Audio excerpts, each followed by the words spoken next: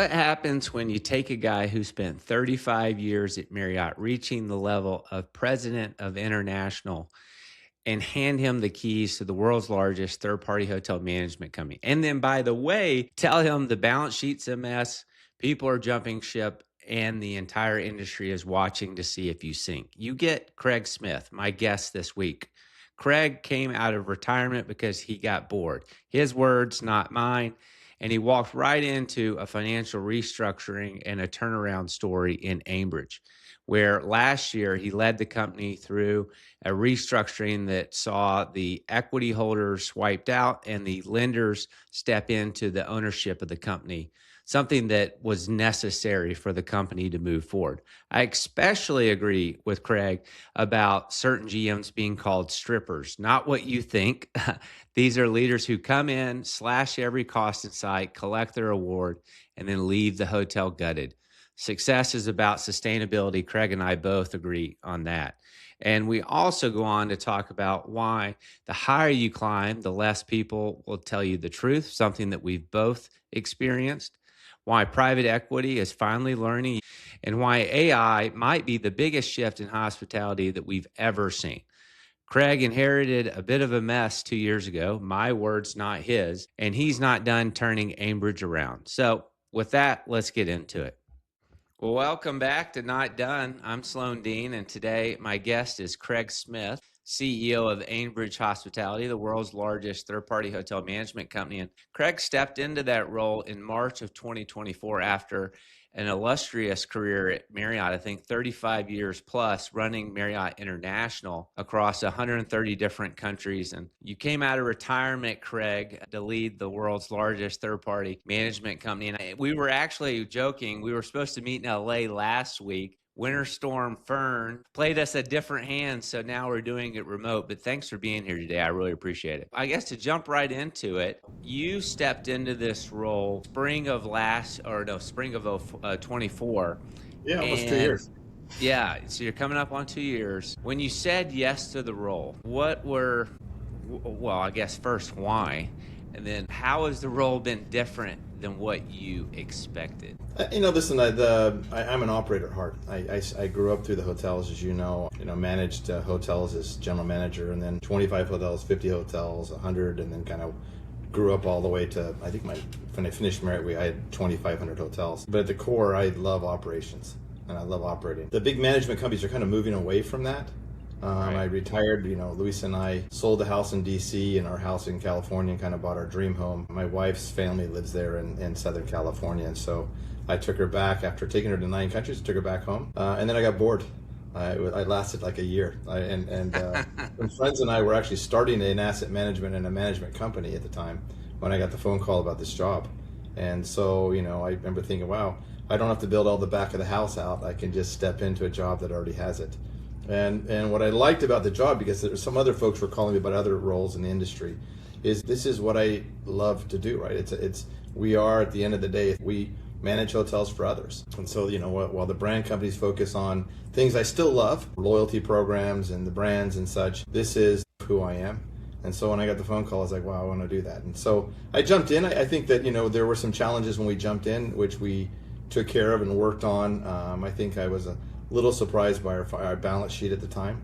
That was something I hadn't gone through before. I'd worked for a company that had a very healthy balance sheet, but it was great learning. I mean, in that first year, we restructured the company. I must say, we were competitors, and you and I didn't know each other before you took the job. I've really been impressed by yourself, as I've heard things through the industry, or we have a lot of mutual friends. The admiration is definitely there, and you definitely stepped into a very big role at a challenging time, and I'm very impressed with what you've done with it. Well, I appreciate it. It's, hasn't been easy, but it's still, a lot of it's the basics, right? I mean, we had some people say, listen, it's not a rocket science industry that we're in, but it's an industry that deals with a lot of people. And probably at the core of it, it's about leadership and how do you lead? And you remember this. I mean, how do you lead folks that maybe in a hotel have never graduated from high school, all the way up to folks who have master's degrees, and you have to motivate them, get them to do their work. There's a lot of discipline involved.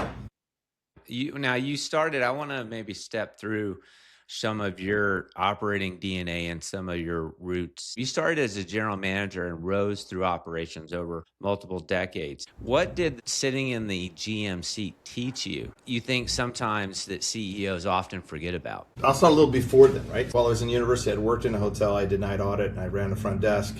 Marriott initially hired me to work in the front office. Then somebody that we knew came back and said, why don't you work in the corporate headquarters, probably with a sexier title. And I went back the next day and said, listen, I want to, and I really want to learn the business from the ground up. And so I actually volunteered to work in housekeeping. The recruiter he almost fell out of his chair. I remember I went home and my mother was upset. What do you mean? You paid for 4 years at Brigham Young University, you graduated. So the most incredible learning maybe happened in that first department, because I walked in and I remember I was a young kid. I thought I was smart. I had a great suit on, and I walked in that first day and I had 60 housekeepers in this hotel, at laundry also, and they all knew their job better than I did. And we had a sit-down strike like the next week. They were unhappy with my boss. And I learned you have to manage through people. No one's going to follow you because of your name tag, because you say to the boss. And some of those learnings in that housekeeping department, drove me through my career. Managing the, one level down, making sure people are motivated, making sure that they're happy. And so that became kind of my ethos is throughout my career. It's almost like being a parent. You know this. You've got 4 kids. On one side, there's the discipline. You've got to make sure that they're doing what they need to do. But on the other side, there's a lot of love. And it's the same thing with a general manager. It's like you're running a family business. And those people, work for you because they love you, but you also at times need to have a little bit of a firm hand, but probably more love than anything else. And so as a GM, probably the biggest and the most important learning I had was balance. You can get over-focused on guest satisfaction and spending all your day with guests, and your bottom line goes down. Or you can spend all your time cutting costs and your sales falls off. And so this idea that you've got to balance the 4 principles of guest satisfaction, associate satisfaction, driving the top line and driving the bottom line all at the same time. And it isn't just a financial thing. It's not just about how much money you spend in each one of those, which is part of it, but it's also where do you spend your time? And so, as I became a GM, it was funny that as I'd go, they'd send me, a couple times they sent me to hotels that had problems. I remember being sent to a hotel in Peru it was a large new JW Marriott, beautiful, nicest hotel in the city, had a casino and it was failing, it was going bankrupt. And so I probably leaned a little bit more in the beginning over to the finance side, and then after I got that fixed, then I leaned a little bit more over into the top line side, and then eventually when I went to Phuket, Thailand, it was more sales side. And so every single job in the beginning maybe is a little bit, but you have to ask yourself, are those 4 legs of the table balanced? And so that's probably the message I would give to general managers. You're day in and day out. Number 1, you work through your people. Make sure they're happy and make sure that they're doing their jobs. Number 2, make sure that you're balanced in what you do and that you really spend your time and your money making sure you're thinking about a long-term project. I had the advantage, well, many of us did, of seeing mistakes of others. And so we had general managers, I was started in the California region, that I called strippers. They would come into a hotel, they would cut all the costs out of the hotel, they would be a hero for 2 years, and they would leave and the hotel would never recover.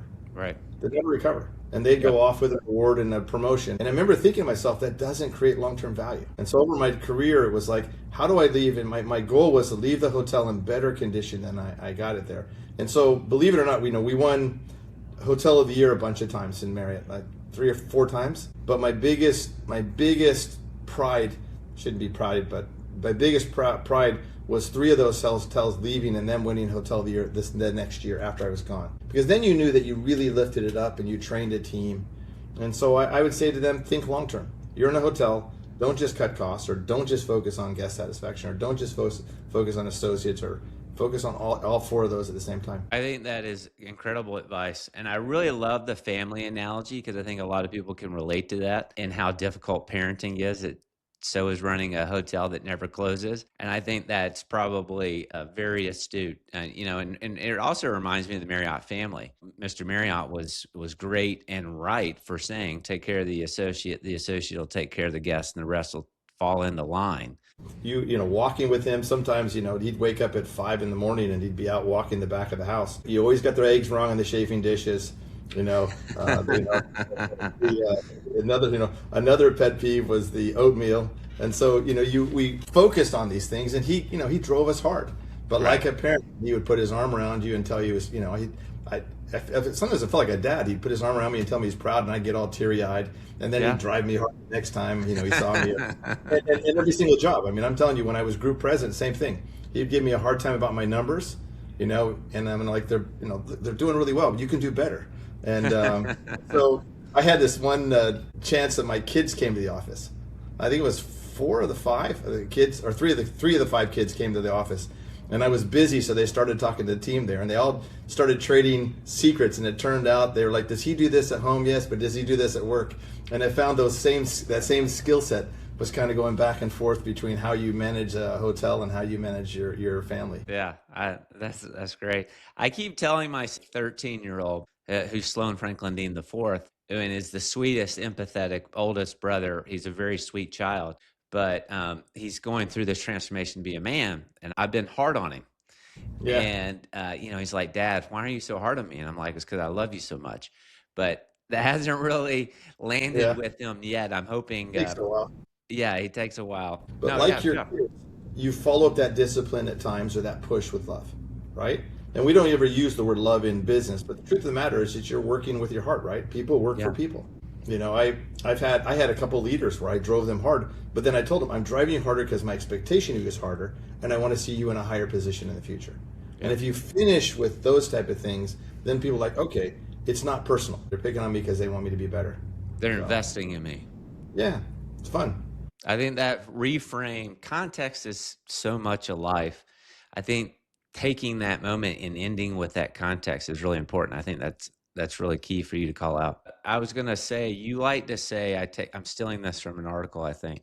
Trust is earned through consistency. And where I want to go with that is that furthering on this leadership conversation, and maybe more advice for the GMs listening in, is that when I was leading Remington, probably the hardest position to be promoted from within and be successful at that we found, and we actually created a training program around, maybe you've seen the same, is going from a very high performing single unit general manager to a regional director of operations or a VP of operations. And they would often fail. And it didn't Yeah. matter what hotel. I think its span of influence was my hypothesis that, you have an individual that could see, touch, be there every day. And then all of a sudden now they have 10, 12 hotels and they can't do it all themselves. How do you see that? I went through it. So, listen, I was a general manager and I was winning awards and I thought I was great. And I got promoted, and my first promotion, I went from a one resort in Thailand to 25 hotels in 6 countries. I got on a plane and I was flying everywhere, and I wanted to be great. I wanted to be the best area, we call them area VPs, and I wanted to be the best in the company. So I started measuring myself against my counterpart. But I was learning that I was just wiping myself out. And then the epiphany was, I realized that as a general manager, you're managing. You're there every day. Your finger is on everything that's the pulse of the hotel. I mean, maybe you fly to do some sales and stuff like that, but for the most part, you're there most of the time. Right. As an area VP or as an RVP or SVP or whatever the job is, your span of control is less. And so I remember it took me 6 months, and then I just kind of sat down with a piece of paper and said, how am I going to do this job differently? And the mistake people make is and we do this all across our careers. Somebody's a department head and then they become an executive committee member and they try to work the same way they did before. It's a base, but you've got to learn the next job and what is different on how you lead. And what I ended up doing was I ended up leading through goals and leading through mentorship. And so I would be at each property at least 4 or 5 times a year. But when we would do property visits, I would set goals for every general manager. I would meet with them twice a year for an hour and a half. I'd spend an hour and a half preparing the review. And then we would talk through, very specific goals. So I would measure them on their very objective goals, and then the subjective, are you developing talent, do you communicate well, all these things. By doing that, I realized I changed from being a manager to a leader. It's a big difference. And it's a big gap, and not everybody can make it because a lot of people are used to having their finger on every single thing. Can I tell it to you in a different story form, though? Absolutely. We try to micromanage, and so that housekeeping department. Remember that one I told you about, that first job that I was struggling. And I wanted to be great in, and so I knew that one of the fastest ways to have the best guest satisfaction, because I wanted to get promoted and be a star, was to inspect rooms. And Marriott had a 100-point checklist per room. 100 points. I mean, imagine this. You got to go through, do. It took a long time, and I could do maybe 20 of those a day with my other work.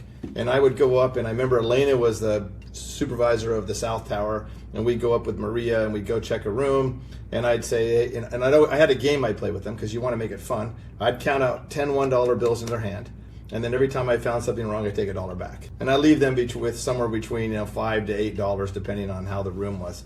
But we'd check things, and I remember inspecting and saying, well, this is dirty over here, and I remember Maria saying okay, and Elena, the supervisor, saying yeah, she needs to do better there.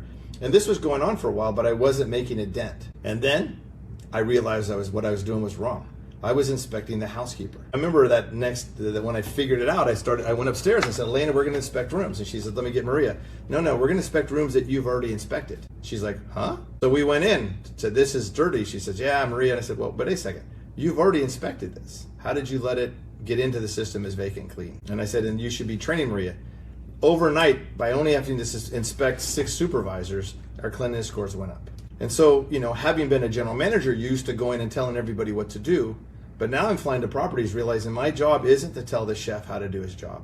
My job is to teach the general manager how to do the job. That's right. A big step, like you say, and unfortunately it's a step that people either do very, very well or they fail in. But it's a significant step for them to realize your job isn't to manage the hotel. Your job is to manage the general manager and lead that GM. That's great. Yeah, it's almost, I really like the sports analogy that, so often in sports, the best athlete doesn't make the best coach, right? It's a different skill set. And sometimes in business, we so often promote the highest individual contributor into a leadership position. And sometimes those traits don't translate to a great coach. No, because they may not know how to lead through others. They're trying to do the job themselves, right? I was doing executive coaching in my early 30s, and my first 360, this was 12 or 13 years ago, and they said, Sloan's really smart, but he's so ambitious, he'll drive the bus over you and then back it up over you at the same time. And I didn't get defensive. I just remember thinking to myself, wow. And my executive coach told me, Sloan, you need to drop the you're smarter than everybody else bullshit, because no one's going to want to ever follow you. And he said, being smart when you're a VP and above is just table stakes. Once you get to a certain level, everybody's pretty smart. It's almost like this pride. And and in that moment, I kind of evaporated. And I've shared that moment with a lot of people when I've spoken. But it was really, like you said, you have to be able to let some of that pride go and put yourself in other people's shoes. One of the things we do, and it surprises the team, is we allow, actually, I demand dissent in the meeting. I want people to argue. I remember we had somebody she was assistant general counsel in Asia. We were developing her to be the number one, and she stepped into our executive meeting one time. Her boss was out of town, and she was like, people are disrespectful to you. And I said, if they weren't telling me what we're doing wrong, that would be disrespectful. I said, I want a food fight in that meeting. I want to get the best ideas out. Now, when we make a decision, the worst thing that can happen is somebody's going to go off somewhere else and say, I disagree with that decision. I said, that's a kiss of death for me.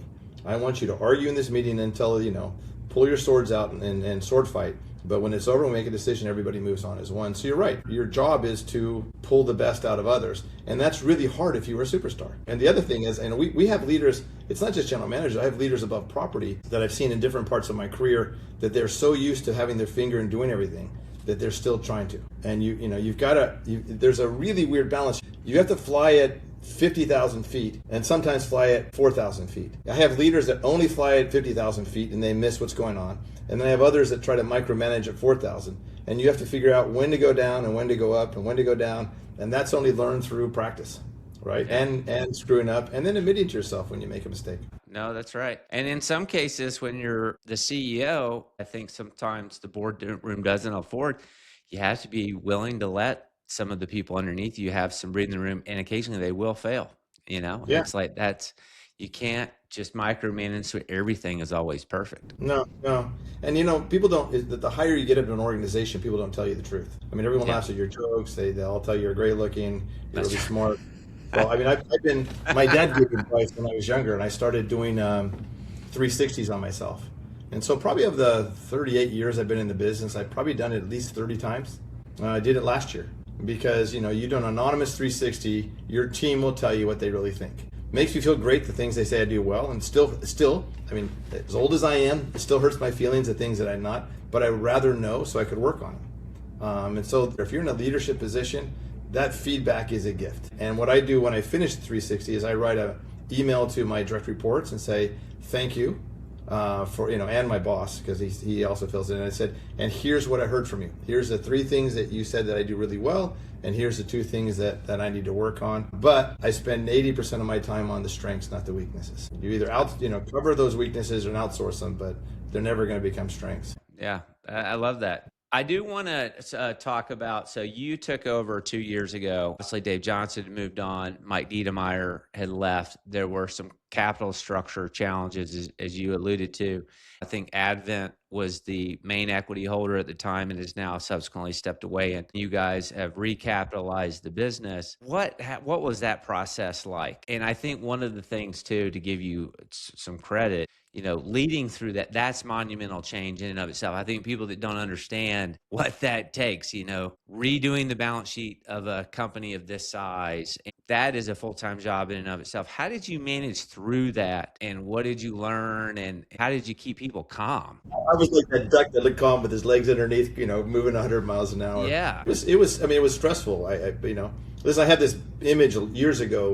I was in Phuket, Thailand when we had tsunami.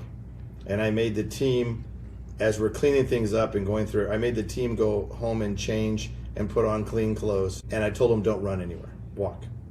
I said, if you run, it'll freak all the guests out. I think we were honest. We talked to the leaders. We were very, very open and honest with the teams, because people had heard rumors about our financial situation. Are we going to go bankrupt? A couple of people had gone on to other companies. And we were honest, and we said, here's what it is. Here's the plan we have. And then we kept everybody updated. And so I think that one of the big learnings was just communicate and over-communicate, and don't assume that everybody knows. And so we were very big on saying, here's what's going to happen. But we said, when we come out of this, we're going to be in a much better place and in a position for everybody to grow and invest in the company. And it came out actually better than we thought. So I think the communications was the first one. The second one is we ran parallel tracks. There were times that everybody wanted to be involved and get to know the debt holders that then became our investors. And we said, we're going to run 2 sets of tracks. We don't want this to disrupt anything that we're doing with our hotels. And so we said we have goals in place for guest satisfaction, market share, GOP margin. Those aren't changing, and we're going to hold you accountable for that. So we said, you're either on this track running operations, and then there's a very small group that's on this other track over here that's doing the refinancing. Maybe about 4 of us that had a leg in both worlds. Yeah. So it was very important. And I learned that because when Marriott bought Starwood in 2016, it was a huge, we were, in my case, in Asia, they were bigger than we were. So we were bringing in this thing. And all the owners had said, oh, this is going to disrupt it. All our numbers are going to go down. And we said, no, it's not. And I remember that was a great learning we had from the PwC guys. And they came and they said, have a team that dedicates, but make everybody wants to be with a shiny penny. Have them all on this track, running the trains the same way they did before. So that was probably the second biggest learning. And then the third is we were very honest with the new investors. And we said, here's our strengths, here's our weaknesses, here's what we could have done better, but here's what we think the opportunity is. And I've had a couple of them come back and say that initial meeting, you were very open.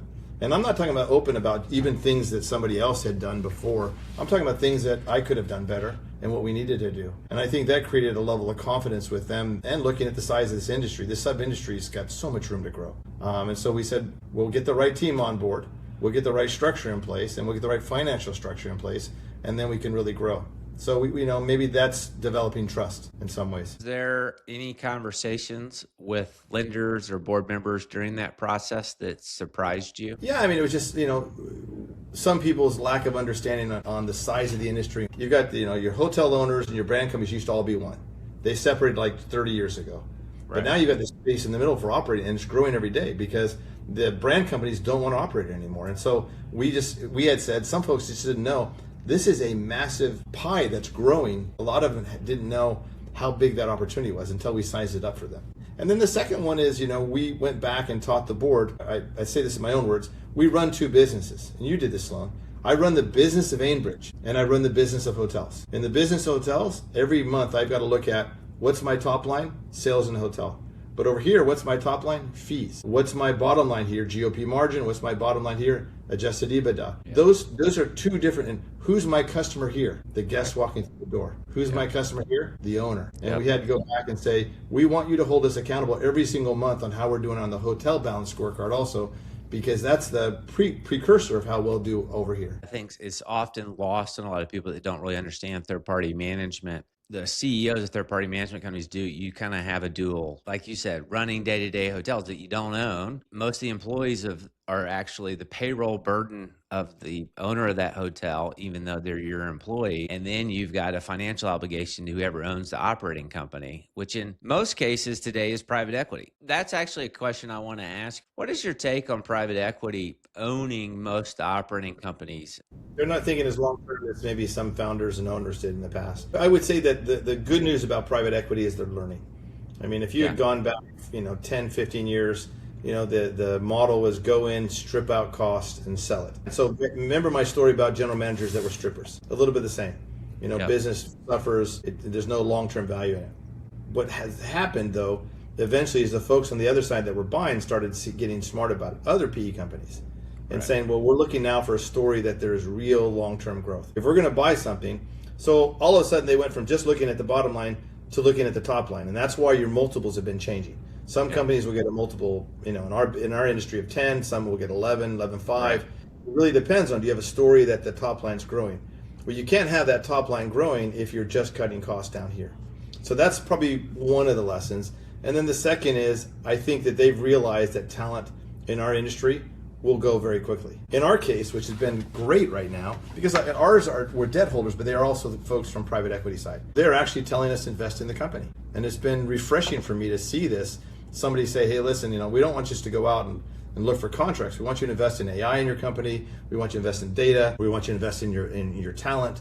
And that's been really refreshing. So their viewpoint may still be somewhere between a 5 and a 10-year mark, right? Yeah. Which is different than a founder of a company, but it's getting better.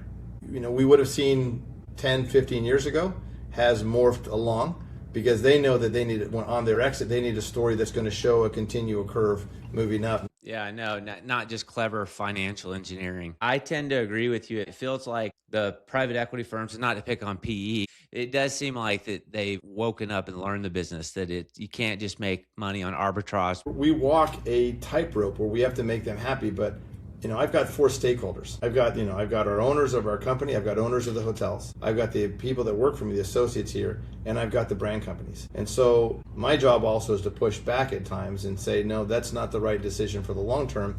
And it may not be popular when I do it, but if you build that credibility like we talked about earlier, then I think they listen to you. If you tell them where you're not doing well and where you can lean in a little more, then I think it gives a little more credence. There's also a conversation around incentives, right? I think that's where people, sometimes Marriott and Hilton get unduly picked on, and maybe rightly so, in that they've been so successful that owners look at them and say, well, they're taking 12.5% of my top line. I'm having to fund debt service. And you look at most managers, we make a percentage of gross revenues, typically how we get paid. I went to Alice this year, and I definitely felt for the ownership community in that, they are struggling. To be a hotel owner, it is a tough period. I wonder what's your take on that, being the largest third-party operator? Owners, if they're not doing well, they're upset, and they often blame the manager or the brand or both. I think there's a little bit of discord right now, especially between owners and the brand companies. And I think a lot of it has to do with the fact that you've got costs growing. Your cost of capital is higher.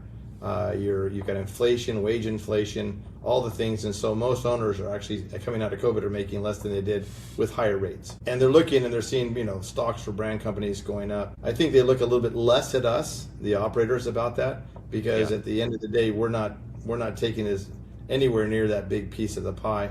Right. I think there's a balance in there, and I think that what you'll probably find in the future is a little bit more balance on the bottom line. When I worked in Asia, we ended up doing a lot more structures around, incentive management fees, and a lot of times it was tiered. And so, we made a lot more money on, based on our performance. That's one way. I think that's one way to balance it out. Is if I were an owner, I'd be saying, listen, I'm happy to give you off the top, but I want more off the bottom based on performance. I do really well, you'll make more money. I do poorly, you'll make less money. That's one. And I think that the second is just for everybody to be cognizant of the fact that it's going to change. I think there's going to be some sales. Some people bought things at really high prices. Those will wash out. and I think we'll be a little bit back to equilibrium. But there's got to be an understanding that that owner is suffering, and kind of a little bit of empathy along the way for it. I agree with you. I do think there also needs to be a reset of some hotel values. You have a big wall of maturities this year and next. You've got a lot of deferred capex. I think there has to be a reset of, there were probably some deals that got done pre-COVID that, because of interest rates the way they were, I would call it free cost of capital, hotel deals that shouldn't have happened. And so Yeah. you almost need, there is a mixture. Yes, the hotel owner is suffering, but at the same time, let's be honest, there's been a lot of deals that happened in 17, 18, 19 that probably shouldn't have if there Yeah. was a little more discipline. So I think that also needs to transpire. Not only brands, managers need to always keep the owner top of mind, and the incentives need to be aligned. And I like that concept of profit sharing more from a fee structure. So I was walking around Dallas. I said to somebody, it feels like the sellers are stuck in 2022 when we were all seeing that demand rush back before labor costs took off, and buyers are underwriting for 2026. And it's like you're almost talking two different languages, but the sellers have to be realistic. One of the last things that we're doing to kind of is we're doing a lot more sliver equity. And for me, the sliver equity is our way of saying to the owner, hey, well, listen, if we don't perform for you, we'll lose too. Yeah. But if we perform, we want a piece of it. And so somewhere between those incentive fees and sliver equity, you're kind of matching it. But, and this is the big but, you got to make sure that you don't hook yourself up with somebody who's out there betting on somebody else's bet. Listen, there are a lot of people who made a lot of money in 17. And so everybody rushed in and said, oh, I can buy a hotel and flip it in 5 years and be a superstar. And a lot of those are just not washing out now. So Yeah. I think that, when we're talking to our teams, we're saying, okay, let's pick and choose the ones that we really believe are good deals, that are accretive to our company, almost like we're buying it. Yeah, I like that. That's a great strategy to use your balance sheet strategically, where you've got access to capital that probably only 6 or 7 other firms, and you're putting skin in the game. That makes a ton of sense. Yeah, and then an owner feels different about it now. We had an owner that we were bidding on a deal, and we had a competitor that was bidding on a deal, but that competitor owned a hotel down the street. And the owner's question to us is, we're talking to you because we really wonder whether that person is going to spend as much time or they're going to be focused down the street. It was a valid question. And so if you put skin in the game, we don't want to own whole hotels, but having some equity in the game really helps. I think that's actually an argument for the brands too, right? That if everyone is asset light, I think it was the CEO of IHG said very appropriately at Alice that if everybody is asset light, you still need a heavy asset owner. And if that goes away or it's forgotten about, then the whole system unfortunately goes away. So the fact that Marriott, Hilton, Hyatt have been really smart of being asset light, but you almost need that kind of accountability, if you will. Listen, it's a good accountability for all of us. I mean, I remember years ago sitting in front of an owner who had lost money, and I felt miserable in a brand that we had made money. Like, we had made a lot of money, and every single year they had lost money. Now, part of it is they made a bad decision on how they bought. They over-leveraged. So I get that, but it's really hard to sit and try to be with a straight face with something like that. You have a tremendous amount of empathy and understanding for them. So yeah, there's a balance for sure. Yeah, I think there's going to be, like you said, I think there's going to be a wash coming soon, and I think some assets will be restructured and probably put on balance sheets at the right price, and maybe with the right interest. Now, we've got about just over 60,000 hotels in the United States. The largest swath is owner-operator, and then the second is actually third-party managed, which I think there's just over 26,000 hotels in the United States that are third-party managed. You guys are the largest, and you're close, give or take 1,000 hotels. So very fragmented industry, like you said, kind of greenfield. Yeah. How do you see third-party hotel management playing out over the next 5-10 years in that, if you look at it today, you're the biggest player, but you're only single digits of the whole landscape, right? Say we're 1,000 hotels. Marriott's coming on 10,000. Hilton's 9,000.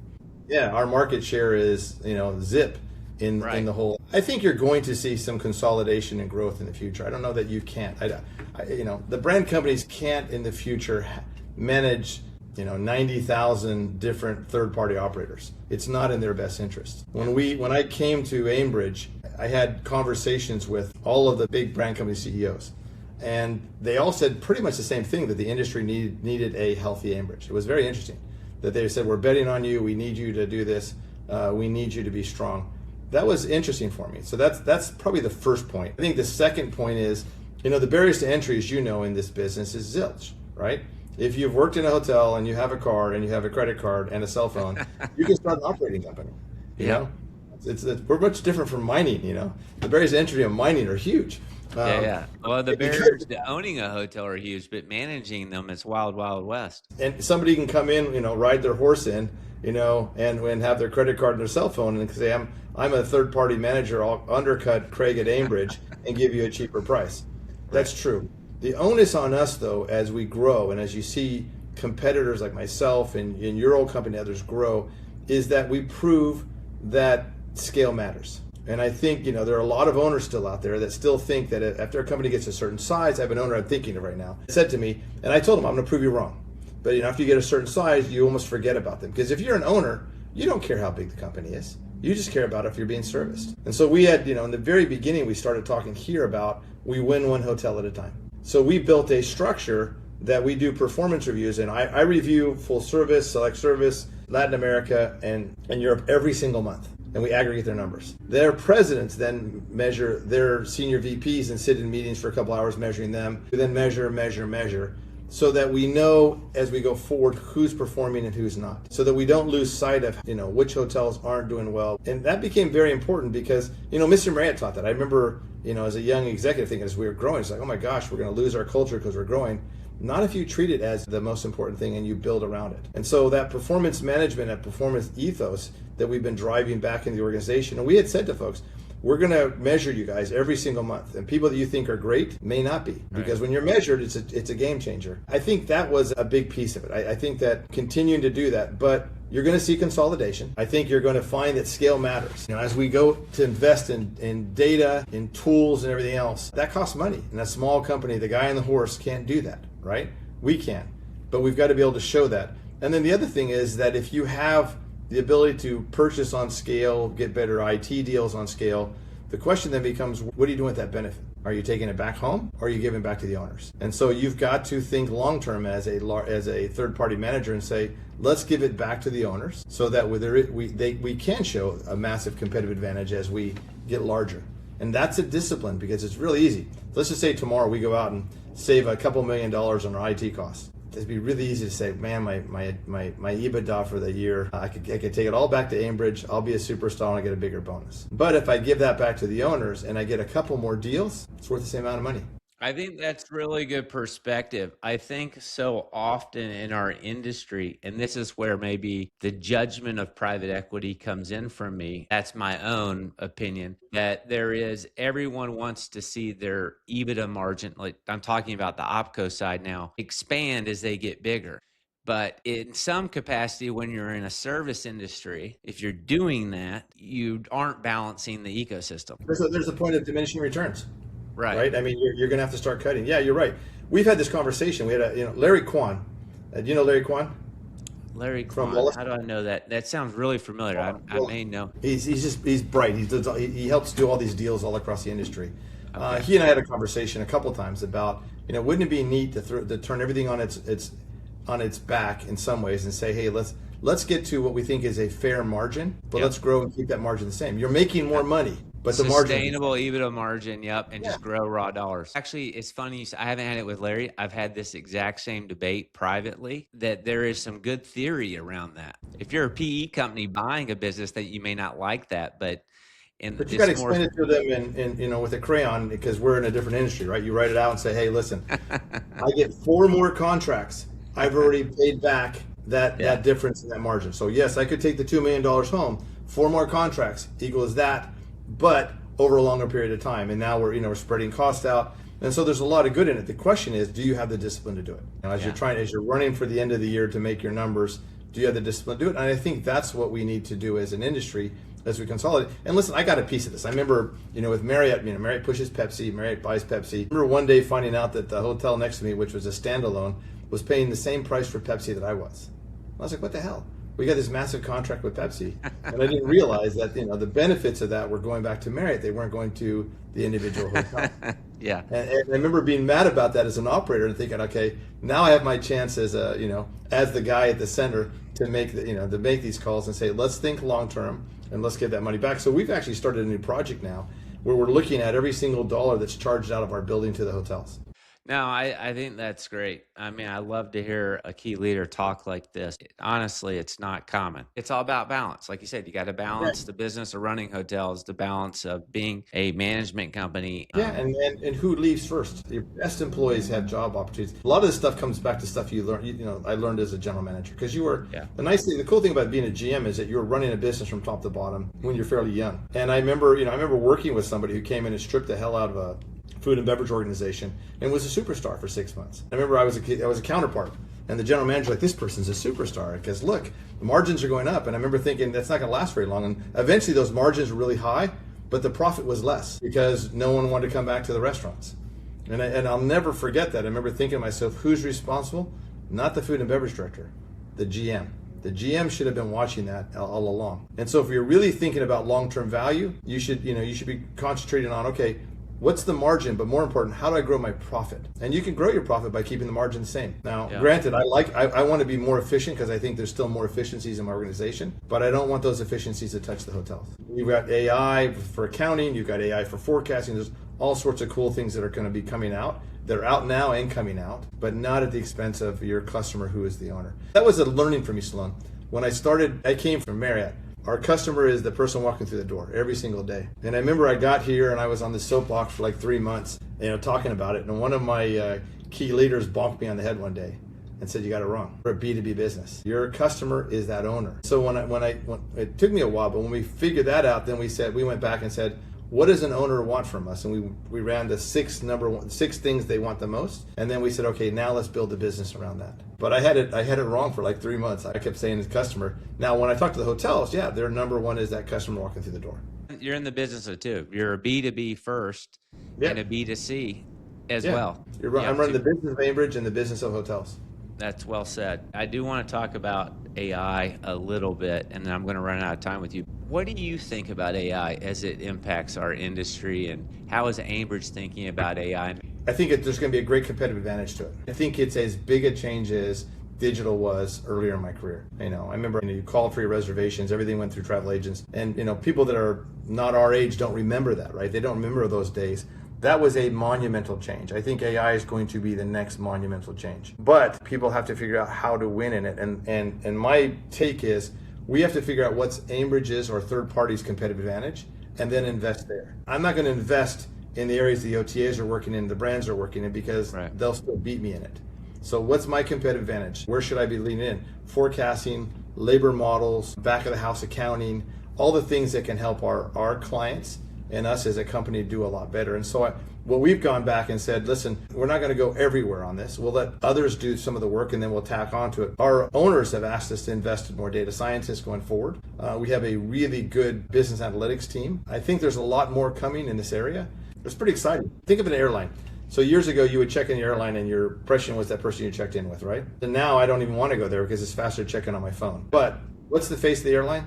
Stewardess. That's the face. And so the same thing is going to happen. I think people aren't going to want to check in at the front desk in the future. And there are a lot of things that they're not going to want to do. They're not going to want to call down. They want to order the room service over their phone or through AI or whatever. That's okay. But you got to make sure that the areas that you do have those touch points are really, really good. Because you can't have a rude stewardess on the airplane.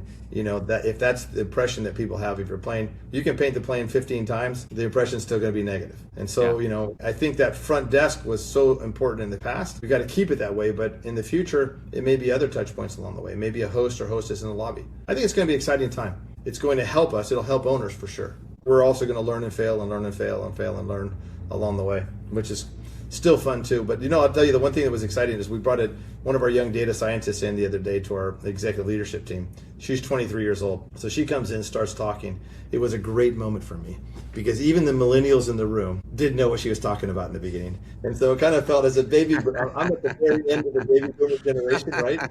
But we felt at certain times with some things that were digital in the old days, like I was a little bit behind. I was really excited watching the generation below me feeling the same I'm not sure. Can you explain that one more time? Yeah. It's a learning journey, right? You're totally. It's funny. I take my three sons now, and they're like the guinea pig testers, and I see how they interact at hotels. And I love to tell the story where at one of the hotels at Remington, we had like the QR codes for ordering room service, and my youngest son like pulled it up on his iPad, and he went to try and order, and he couldn't electronically order. He still had to like pick up the phone and call the order in. And he looked at me and was like, "Dad, this is so not cool." You know? So. Well, it is. You know, their expectation, their patience for that stuff not working. Is Oh, yeah. No patience. There is no patience. Well, we've come to the time of the show where I like to end with just a couple of rapid fire. No right, wrong, just a nice way to end the show. Best leadership advice you ever received? Focus on your people. Best business book? The Effective Executive by Peter Drucker. Oh, that's a good one. Most underrated skill of a hotel general manager? I'd still say balance, having to balance. You have the regional of sales will come in and tell you to spend more money in sales, and the next person will come in and spend more in F&B. They've got a job of kicking out that noise and focusing on what's the most important and balancing it. What's one thing that maybe third-party managers should change? It's a great question. I would say continue to focus on how to do things different and new. I think sometimes as operators, we kind of get stuck in doing things as we did before.